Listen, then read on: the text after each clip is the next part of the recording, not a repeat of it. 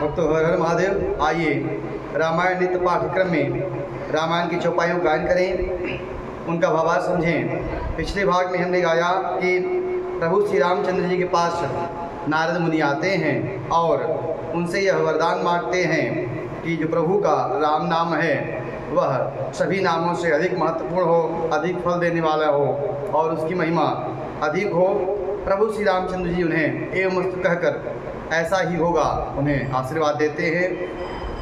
आइए आगे क्रम में हम चौपाइयों गायन करें, उनका भावार्थ समझें। वीडियो अच्छा लगे, कथा अच्छी लगे तो यूट्यूब चैनल को सब्सक्राइब जरूर करें। जय श्री राम कमेंट करें। सुनि मुनि कह पुराण श्रुति संता, मोह विपिन कहूँ नारी बसंता। जप तप नेम जलाश्रय झारी, होई ग्रीसम सोहई सब नारी। हे मुनि सुनो, पुराण वेद और संत कहते हैं कि मोह रूपी वन के लिए स्त्री बसंत ऋतु के समान है। जब तक नियम रूपी संपूर्ण जल के स्थानों को स्त्री ग्रीष्म रूप होकर सर्वथा सोख लेती है। काम क्रोध मद मत सर्वे का, नहीं हरस पद वर्षा एका। दुर्वासना कुमुद समुदायी, तिनकर सरस सदा सुखदाई। काम क्रोध मद और मत्सर आदि मेढक हैं। इनको वर्षा ऋतु होकर हर्ष प्रदान करने वाली एकमात्र स्त्री है। बुरी वासनाएं कुमुदों के समूह और सदैव उनको सुख देने वाली यह शरद ऋतु है। धर्मशील सरसी रहो वृंदा,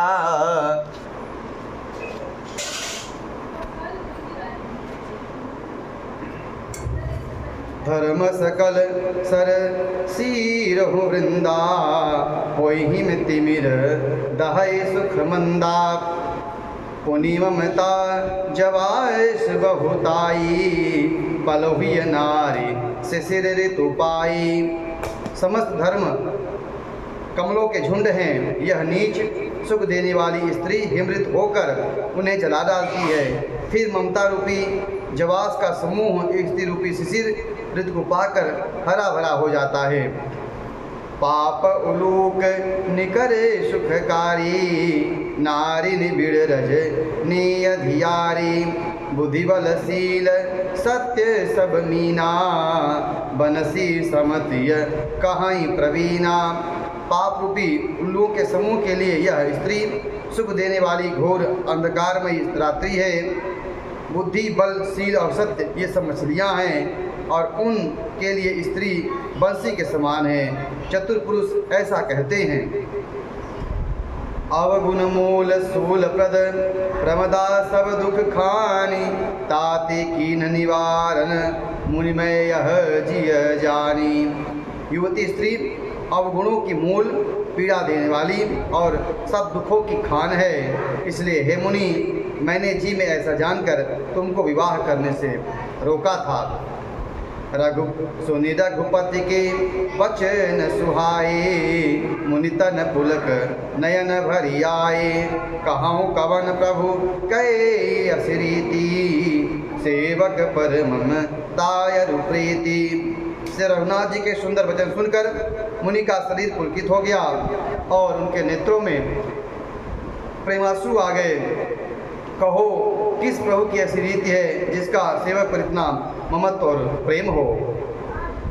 जे न भजहि अस प्रभु भ्रम त्यागी, ज्ञान रंक नर मंदय भागी। पुनि शारद बोले मुनि नारद, सुनहु राम भी ज्ञान विशारद। जो मनुष्य ब्रह्म को त्याग कर ऐसे प्रभु को नहीं भजते वे ज्ञान के कंगाल, दुर्बुद्धि और अभागे हैं। फिर नारद मुनि आदर सहित बोले, हे विज्ञान विशारद श्री राम जी सुनिए।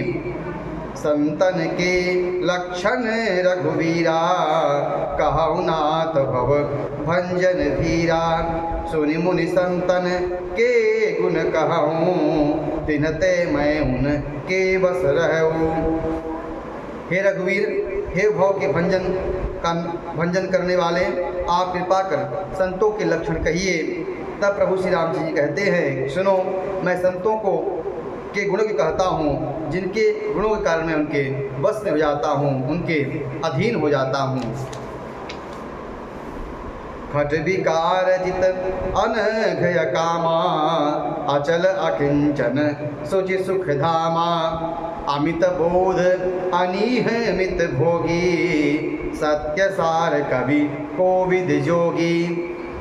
वे संत काम, क्रोध, लोभ, मोह, मद, मत्सर इच्छा विकारों को जीते हुए पाप रहित, कामना रहित, निश्चल, अकिंचन, बाहर भीतर से पवित्र, सुख के धाम, असीम ज्ञानवान, इच्छा रहित, मिताहारी, सत्यनिष्ठ, कवि, विज्ञान योगी।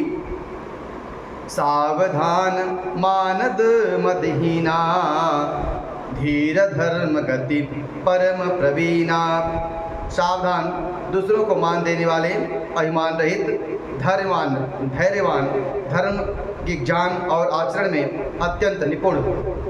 गुनागार संसार दुख रहित विगत संदेह, तज मम चरण सरोज प्रिय, तिन कहूँ देहन गेह। गुणों के घर संसार के दुखों से रहित, संदेहों से सर्वदा छूटे हुए होते हैं, और मेरे चरण कमलों को छोड़कर उनको उनको न देह ही प्रिय होती और न घर ही। निज गुण श्रवण सुनत सकु चाही, पर गुण सुनत अधिक हर साही। मम शीतल नहीं त्यागही नीति, सरल स्वभाव सब ही सन प्रीति। प्रभु श्री रामचंद्र जी संतों का स्वभाव कहते हैं कि जो संत होते हैं वह अपनी बड़ाई सुनते ही उन्हें संकोच होता है, उनके मन में संकोच का भाव आता है, और जब दूसरे की बड़ाई सुनते हैं तो उनके मन में हर्ष का भाव आता है, वह सुखी होते हैं, प्रसन्न होते हैं, और न्याय का कभी त्याग नहीं कर देते हैं, हमेशा उन न्याय प्रिय होते हैं और सरल स्वभाव और सबसे प्रेम करने वाले होते हैं। जब तब व्रत तम संयम नेमा, गुरु गोविंद विप्रपद प्रेमा। क्षमा श्रद्धा क्षमा मयत्री दाया, मुदिता मम पद प्रीति अमाया। वे जब तक व्रत, दम, संयम और नियम में रत रहते हैं और गुरु गोविंद तथा ब्राह्मणों के चरणों में प्रेम करते हैं, उन्हें श्रद्धा, क्षमा, मैत्री, दया, मुदिता और चरणों में निष्कपट प्रेम होता है। विरति विवेक विनय विज्ञाना, बोध यथार्थ वेद पुराना। दंभ मान मद करहि न काऊ, भूल न देहि कुमार्ग पाऊँ। तथा वैराग्य, विवेक, विनय, विज्ञान और वेद पुराण का सम्यक ज्ञान।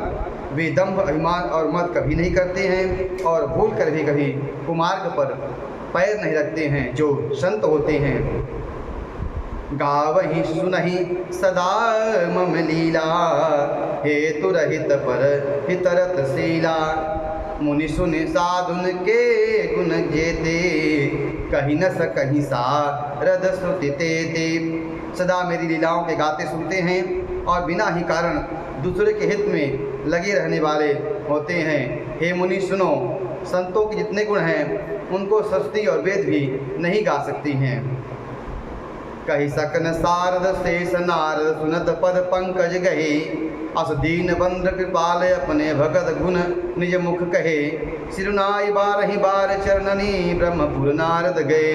दे धन्य तुलसीदास, आस बिहाय जे हरि रंग रहे। शेष और शारदा भी नहीं कह सकते। यह सुनते ही नारद जी ने श्री राम जी के चरण कमल पकड़ लिए।